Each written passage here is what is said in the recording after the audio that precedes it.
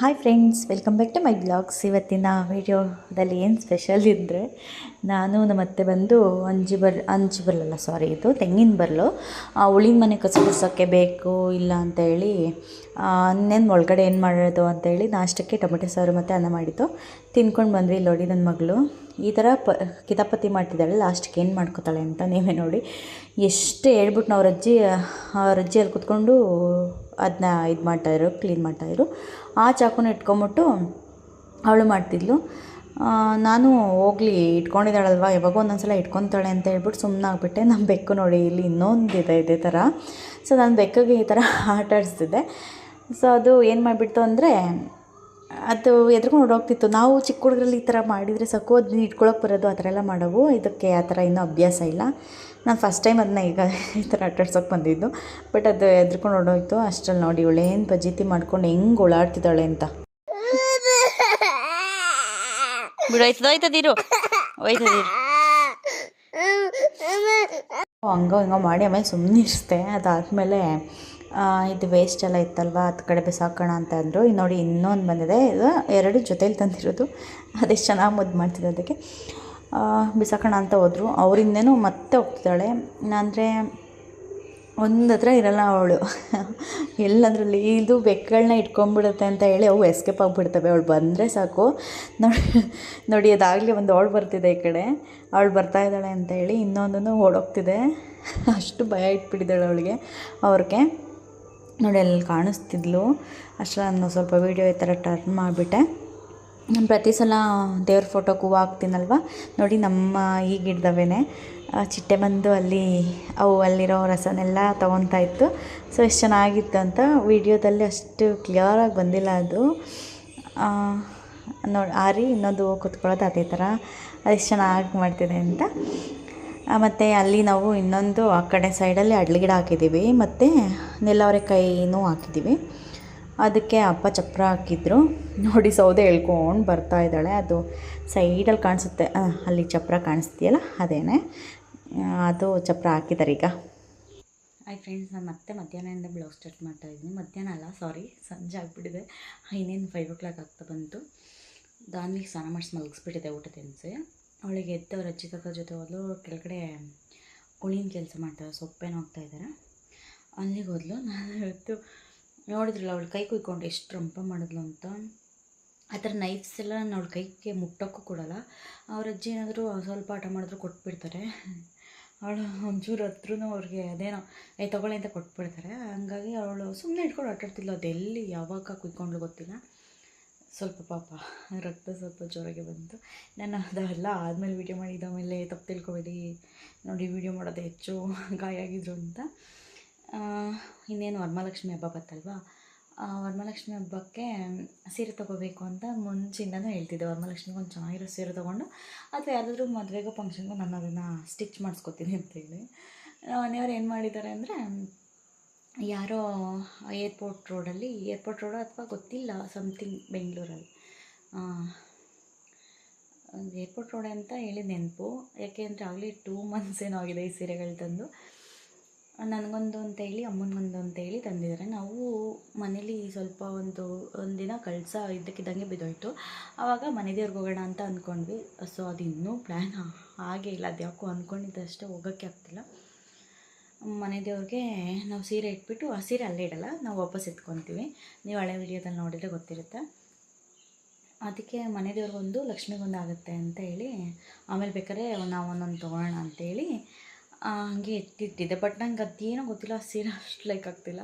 ಅದಕ್ಕೆ ಅವರು 6,000 ಹೇಳ್ತಂತೆ. ಇವರು 11,000 ಸರಿ ಇವತ್ತು ವ್ಯಾಪಾರನೇ ಆಗಿಲ್ಲ, ಊಟಕ್ಕೂ ಇಲ್ಲ ಅಂತ ಹೇಳಿ ಆಯಿತು 11,000 ಆದರೂ ಕೊಟ್ಟು ತೊಗೊಳ್ಳಿ ಅಂತ ಅದು ತೋತೆ ಹಾಕಿದ್ದಾರೋ ಇಲ್ಲಿ ನನ್ನ ಮಂಡು ಗೊತ್ತಾಗ್ತಿಲ್ಲ. ಇದಕ್ಕೆ ನೋಡಿ ಆ್ಯಕ್ಚುಲಿ ತಮಿಳ್ನಾಡು ಸೈಡ್ ಉಟ್ಕೋತಾರಲ್ಲ ಆ ಸೀರೆಗಳ ಥರ ಇದೆ. ಬಟ್ ಸಾಫ್ಟ್ ಇದೆ ಸೀರೆನ, ಸಾಫ್ಟ್ ಇದೆ, ಆ ಥರ ಇದೆ. ನನಗೆ ನಿಜ ಇಷ್ಟ ಆಗ್ತಿಲ್ಲ. ಎಷ್ಟು ಡಲ್ ಹೊಡಿತಿದೆ ನೋಡಿ. ಇದಕ್ಕೆ 6,000 ಕೊಡ್ತಾರೆ ಯಾರಾದರೂ, ನೀವೇ ಹೇಳಿ. ಅವರು ಹೇಳ್ತಾರೆ ಇದು, ಅದಕ್ಕೆ ಗಂಡಸ್ರಿಗೆ ಅಷ್ಟು ಗೊತ್ತಾಗಲ್ಲ. ಅವರು ಗಂಡಸ್ರ ಹತ್ರ ಈ ಥರ ಸ್ವಲ್ಪ ಎಮೋಷ್ನಲ್ ಆಗಿ ಮಾಡಿಬಿಟ್ರೆ ವ್ಯಾಪಾರ ಚೆನ್ನಾಗಿ ಮಾಡ್ಕೋಬೋದು. ಬಟ್ ಸೀರೆ ಸಾಫ್ಟ್ ಇದೆ. ಬಟ್ ಈ ಬಾರ್ಡ್ರ್ ನೋಡ್ರೆ ನನಗೆ ಬಾರ್ಡ್ರ್ ಇಷ್ಟ ಆಗ್ತಿಲ್ಲ. ಬಟ್ ಯಾರಾದರೂ ಸೀರೆ ತುಂಬ ಚೆನ್ನಾಗಿ ಸೆಲೆಕ್ಟ್ ಮಾಡ್ತಾರೆ, ತುಂಬ ಚೆನ್ನಾಗಿ ಸೀರೆ ಬಗ್ಗೆ ಗೊತ್ತಿರುತ್ತಲ್ವ, ಅವ್ರು ಹೇಳಿ ಸೀರೆಗೆ ಎಷ್ಟು ಪ್ರೈಸ್ ಕೊಡ್ಬೋದು ಅಂತ. ನನ್ನ ಪ್ರಕಾರ ಒಂದು 5 ರೂಪಾಯಿ 5 ರೂಪಾಯಿ ದಂಡ ಹಾಕ್ಕೊತೀನಿ. ಏನೋ ಒಂಥರ ಡಿಸೈನಲ್ಲೂ ಸ್ವಲ್ಪ ಇದು ಬಂದಿದೆ, ಇಲ್ಲೆಲ್ಲ ಉಬ್ದಂಗಿದೆ. ಉಲ್ಟನ ಸೀದಾ ಒಂದೂ ಗೊತ್ತಾಗ್ತಾಯಿಲ್ಲ. ಇಲ್ಲ ನೋಡಿ, ಈ ಕಡೆ ಬಾರ್ಡ್ರ್ ಇಲ್ಲ, ಇದೇ ಸೀದಾ. ಸೊ ಇಷ್ಟು ಶೈನಿಂಗ್ ಆದರೂ ಬಂದಿದ್ರೆ ಬಾರ್ಡ್ರ್ ಒಂಥರ ಚೆನ್ನಾಗಿರ್ತಿತ್ತು. ಬಟ್ ಇಲ್ಲಿ ಬಂದಿರೋ ಈ ಒಂಥರ ಲೈಟ್ ಕಲರ್ ಇರಬಾರ್ದಿತ್ತು ಈ ಸೀರೆಗೆ, ಯಾಕೆಂದರೆ ಇದು ವೈಟ್ ಇರೋದ್ರಿಂದ ಇಲ್ಲಿ ಸ್ವಲ್ಪ ಲೈಟ್ಸ್ ಕಲರ್ ಬರಬಾರ್ದಿತ್ತು ಅನ್ನೋ ನನ್ನ ಅನಿಸಿಕೆ. ನೋಡಿ, ಬ್ಲೌಸ್ ಮತ್ತು ಸಪ್ರೇಟ್ ಇದೆ ನೋಡಿ. ಕಾಂಚೀಪುರಂ ಸೀರೆ ಅಂತ ಹಾಕಿದ್ದಾರೆ, ಕರೆಕ್ಟು. ಪಾಪ ಅದ್ರ ಮೇಲೆ ನಮ್ಮ ಮನೆಯವರು ತಪ್ಪಿಲ್ಲ. ಸೊ ಅದ್ರ ಮೇಲೆ ಪ್ರೈಸ್ ಹಾಕಿದ್ದಾರೆ 5,999 ರೂಪಾಯಿ ಅಂತ. ಕಾಂಚೀಪುರಂ ಸಿಲ್ಕ್ ಸ್ಯಾರಿ ಅಂತ, ಕಾಂಚೀಪುರಂ ಸೀರೆ. ಆ್ಯಕ್ಚುಲಿ ಇದು ತಮಿಳ್ನಾಡ್ದು ಅನಿಸುತ್ತೆ, ಇಲ್ಲಿ ತಮಿಳ್ದು ಸ್ಪೆಲ್ಲಿಂಗ್ಸ್ ಇದೆ, ಏನೂ ಗೊತ್ತಾಗ್ತಿಲ್ಲ. ಸೊ ಬ್ಲೌಸು ಸೇಮ್ ಸೀರೆಯಲ್ಲೇ ಉಬ್ದಂಗೆ ಬಂದಿದೆಯಲ್ಲ, ಆ ಥರ ಡಿಸೈನ್ ಬಂದಿದೆ ಇಲ್ಲೆಲ್ಲ. ಬ್ಲೌಸ್ ಓಕೆ, ಕಲರ್ ಸ್ವಲ್ಪ ಡಾರ್ಕ್ ಇದೆ, ಬ್ಲೌಸ್ ಸಪ್ರೇಟ್ ಬಂದಿದೆ. ಸೀರೆ ಇದೆ, ನಮ್ಮನೆಯವ್ರಿಗೆ ಹಂಗೆ ಹೇಳಿದ್ರೆ ಅವತ್ತು ಸಿಟ್ಟು ಮಾಡ್ಕೊಂಬಿಟ್ರು, ಬೇಡ ಅಂದರೆ ಬಿಡ್ರಿ ವಾಪಸ್ ಯಾರಿಗಾದ್ರೂ ಕೊಟ್ಬಿಡ್ತೀನಿ ಅಂತ. ಅದಕ್ಕೆ ನಾವೇನು ಮಾತಾಡಲಿಲ್ಲ. ಆಮೇಲೆ ಏನು ತಂದಿದ್ದೀವಪ್ಪ ಒಪ್ಕೋಬೇಕು ಅಂತ ಅಂದರೆ ಅಷ್ಟೇ. ನನಗಿದು ಲಕ್ಷ್ಮಿ ಗುಡ್ಸೋಕ್ಕೆ ಸರಿ, ನಂಗೆ ಅದು ಲಕ್ಷ್ಮಿ ಗುಡ್ಸೋಕೆ ಒಂಚೂರು ಇಷ್ಟ ಅಲ್ಲ.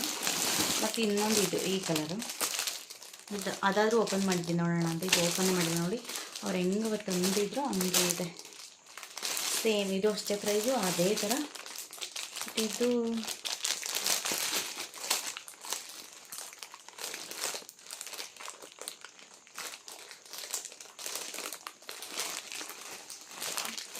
ಇದೊಂದು ಕಲರ್, ಅದೊಂದು ಕಲರು.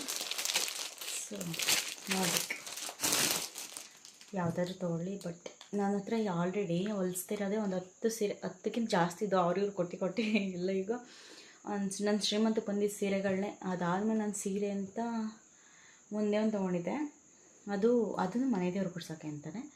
ಅದೊಂದು ಬಿಟ್ಟರೆ ನಾನು ಸೀರೆ ಅಂತ ಯಾವುದೂ ತೊಗೊಂಡೇ ಇಲ್ಲ ಇದುವರೆಗೂ.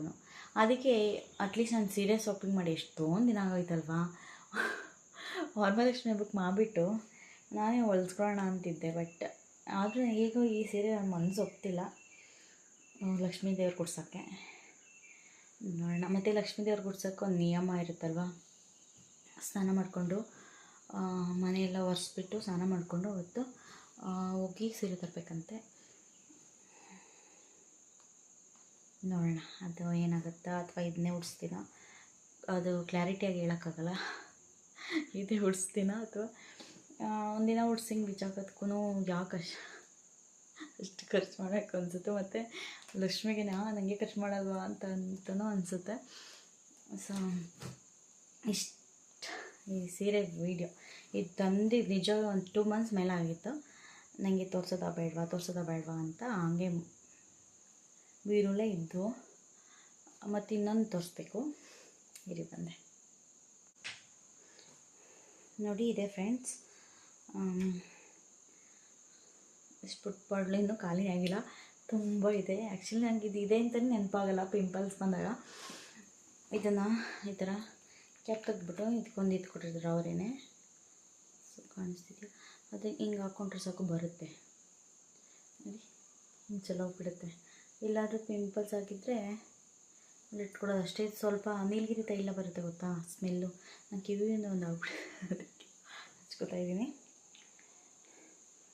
ಸೇಮ್ ನೀಲಗಿರಿ ತೈಲದ ಥರನೇ ಸ್ಮೆಲ್ ಬರುತ್ತೆ. ಪರವಾಗಿಲ್ಲ, ಇದು ಇಟ್ಕೊಂಡ್ರೆ ಸ್ವಲ್ಪ ನೋವು ಕಡಿಮೆ ಆಗುತ್ತೆ ಮತ್ತು ಬೇಗ ಒಣಗೋಗುತ್ತೆ ಪಿಂಪಲ್ಸು. ಇದೇನಪ್ಪ ಅಂದರೆ tea tree oil instant relief ಕೊಡುತ್ತೆ ಅಂತ ಇದೆ. ಸೊ ಯಾವುದಾದ್ರು ತೊಗೊಳ್ಳಿ, ಇದರಲ್ಲಿ ಬ್ರ್ಯಾಂಡ್ ಏನಿಲ್ಲ ಅಂತ.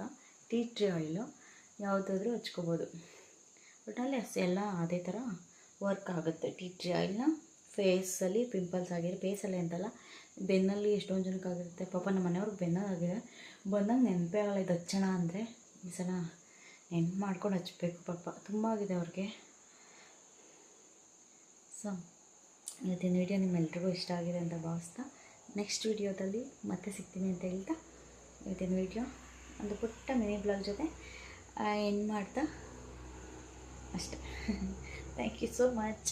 ಮತ್ತು ಇನ್ನೊಂದು ಹೇಳೋದು ಮರ್ತ್ಬಿಟ್ಟೆ, ಇಷ್ಟರಲ್ಲೇ ನಾನು ಇನ್ನೊಂದು ಡಿಸಿಷನ್ ತೊಗೊತಾ ಇದ್ದೀನಿ. ಸೊ ಡಿಸೆಂಬರ್ 15 ಅಷ್ಟರಲ್ಲಿ ಸಾರಿ ಡಿಸೆಂಬರ್ ಕೊಟ್ಟಿದ್ದೀನಿ, ಆಗಸ್ಟ್ 15ಕ್ಕೆ. ಇದು ಆಗಸ್ಟ್ನೇ ತಿಂಗಳಲ್ವಾ, 15ನೇ ಇವತ್ತು 4ನೇ ತಾರೀಕು, 15ನೇ ತಾರೀಕು ಅಷ್ಟರಲ್ಲಿ ನಾನೊಂದು ಡಿಸಿಷನ್ ತೊಗೋತಾ ಇದ್ದೀನಿ. ಸೊ ನೀವೆಲ್ರಿಗೂ ಮೇ ಬಿ ಅದು ಏನು ಅನಿಸುತ್ತೆ ಗೊತ್ತಿಲ್ಲ, ಹೇಳ್ತೀನಿ ಏನು ಅಂತ ಇಷ್ಟರಲ್ಲೇ ಹೇಳ್ತೀನಿ. So take care, bye bye, love you all.